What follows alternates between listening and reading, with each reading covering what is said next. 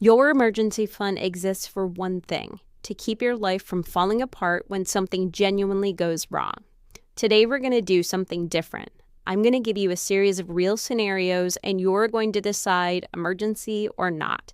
By the end, you'll have a test you can run on anything, anytime before you touch that money. First, the test itself. A real financial emergency has to pass all three of these. 1. Is it unexpected? You couldn't have seen it coming and planned for it. 2. Is it necessary? Not nice to have, not emotionally urgent, actually necessary for your health, safety, income, or housing. 3.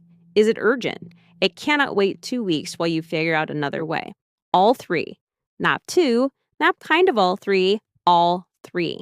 If it fails even 1, it's not what the emergency fund is for. Write that down. Now, let's test it. Scenario 1. Your car breaks down on a Tuesday morning. You need to get to work and the repair is $800. Emergency. Use the fund, no guilt. Scenario 2. Your best friend's getting married in Cancun next spring and you just realized you weren't saving for it. Not an emergency. The wedding was planned and the date has been set for months, you just didn't prepare for it. That's a sinking fund failure, not an emergency. That doesn't mean you don't go. It means you find the $1,200 by cutting back somewhere else or starting to save now, not by raiding the money that keeps your life stable. Scenario 3. This one's harder. You hear a grinding noise in your car. It still drives, but your mechanic says it's going to be $400 to fix it now or $3,000 when it fully breaks in a few months. This one is an emergency. Here's why.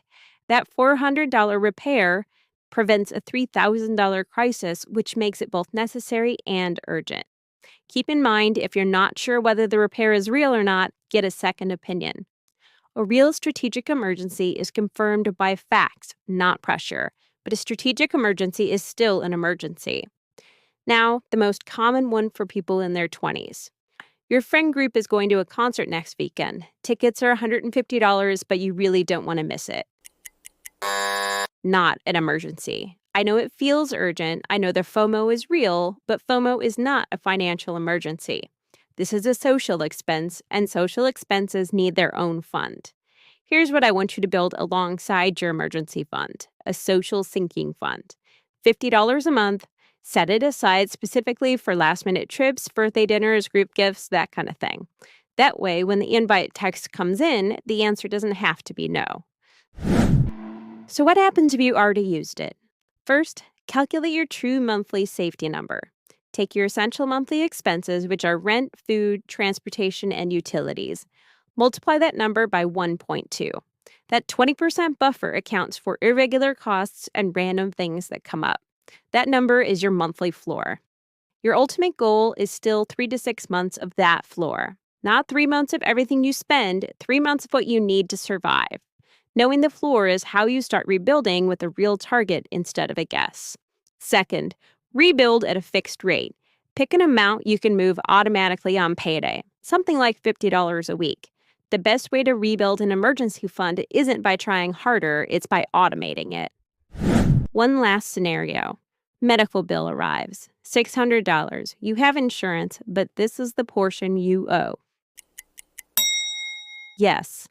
Use the fund, pay the bill, start rebuilding the next payday. That is the cycle. Use it when it's real, rebuild it when it's gone, and protect it from everything else. Here's your action step this week. Write down the last time you pulled from your savings for something that wasn't an emergency. Run it through the test. Was it unexpected, necessary, and urgent? If it fails any one of those, you know what to do differently next time. When you stop treating your savings like a maybe fund and start treating it like a firewall, the anxiety about your bank account starts to disappear. Episodes 8 and 11 talk more about emergency and sinking funds. Both are linked below.